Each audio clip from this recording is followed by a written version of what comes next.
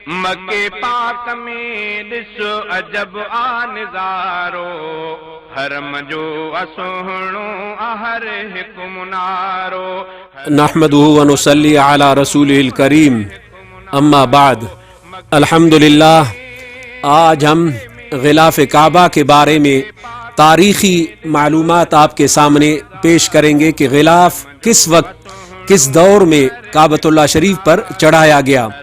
کعبۃ اللہ شریف پر غلاف چڑھانے کی تاریخ یہ ہے: سب سے پہلے حضرت اسماعیل علیہ السلام نے کعبۃ اللہ شریف کو غلاف پہنایا، جبکہ بعض تاریخی روایات میں ہے کہ یمن کے بادشاہ اسعد حمیری تبع سے غلاف کعبہ کا آغاز ہوا ہے۔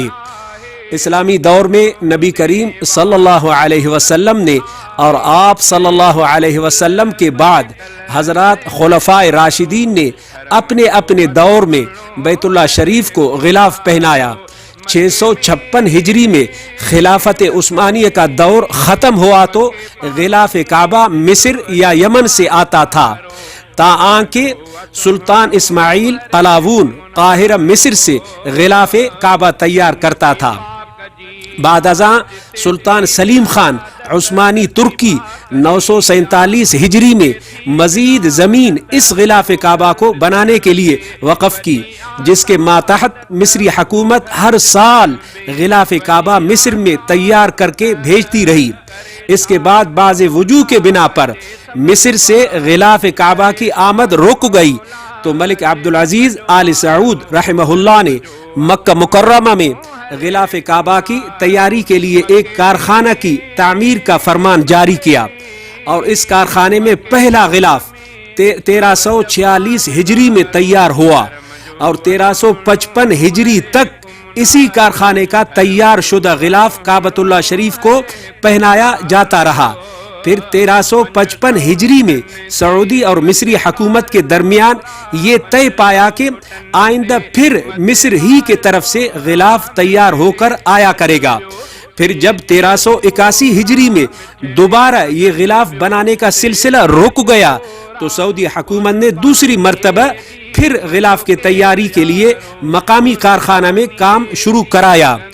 آج ہم آپ کو مسنہ کسوۃ الکعبہ کی زیارت کرائیں گے۔ کسوہ کارخانہ کو کہتے ہیں، جس کے اندر کعبۃ اللہ شریف کے باہر کا غلاف اور خانہ کعبہ کے اندرونی غلاف، حتیٰ کہ روزہ شریف کے پردے غلاف یہاں اسی کارخانے میں تیار ہو جاتے ہیں۔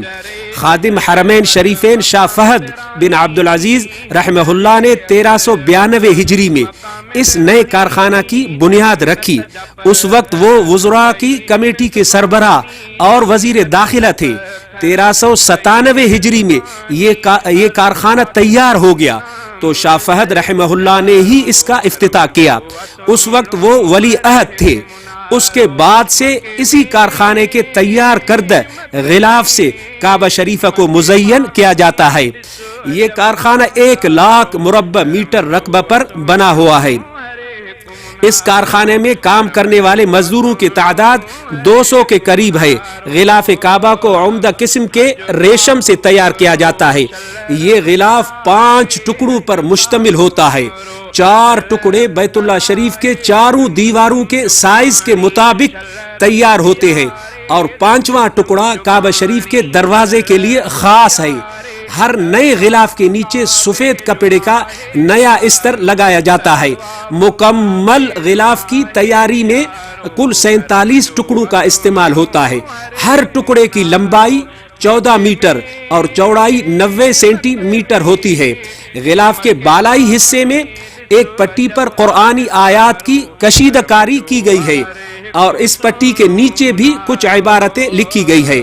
غلاف کعبہ ہر سال 9 ذی الحجہ کو تبدیل کیا جاتا ہے، اور عید الاضحیٰ کو کعبہ شریف نئے غلاف میں ملبوس ہوتا ہے، اور اس 9 تاریخ کو تمام حجاج کرام میدان عرفات میں ہوتے ہیں۔ الحمدللہ آج میں خوش نصیب کو اور میرے احباب مولانا مراد بخش الحسنی صاحب، مولانا ڈاکٹر عبدالعزیز مغیری صاحب اور حافظ فیاض احمد ملک صاحب کو مسنہ کسوۃ الکعبہ کی زیارت اور غلاف کعبہ کو سلائی کرنے کا شرف، بیت اللہ شریف کے غلاف کو سلائی کرنے کا شرف بھی حاصل ہوا۔